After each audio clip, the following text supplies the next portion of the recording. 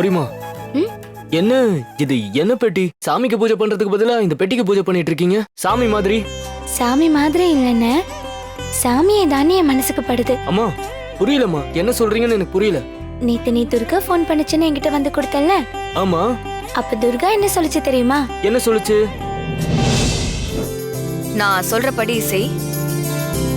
4 கல்லு உப்போட 4 கறி துண்டு எடுத்துக்க. நான் சொல்ற மந்திரத்தை மனசுல ஏத்திக்கோ.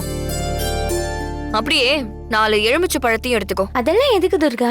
வேதவல்லி அம்மா கொடுத்த பெட்டி உன்கிட்ட தானே இருக்கு. ஆமா, இப்ப எதுக்கு அந்த பெட்டி பத்தி கேக்குற? அதுல என்னதான் இருக்கு துர்கா? நேரம் வரப்ப சொல்றேன். நான் சொல்றத முழுசா கேளு.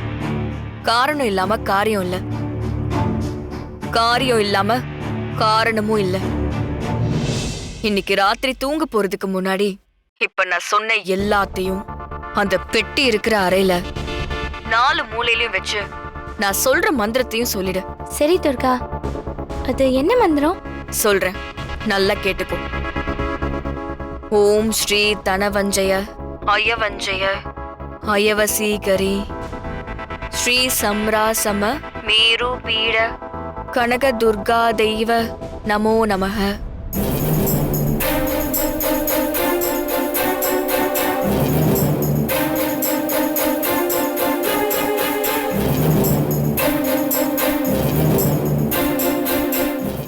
சரி சரி, நீ சொன்னது இல்லாம வேற ஏதாவது செய்யணுமா?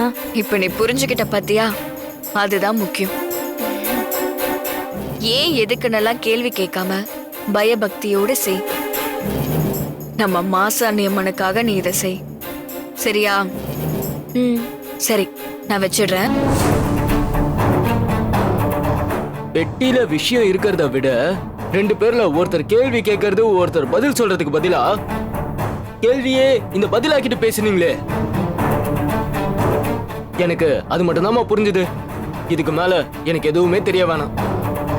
அம்மா, நீங்க பூஜையை ஆரம்பிங்கம்மா.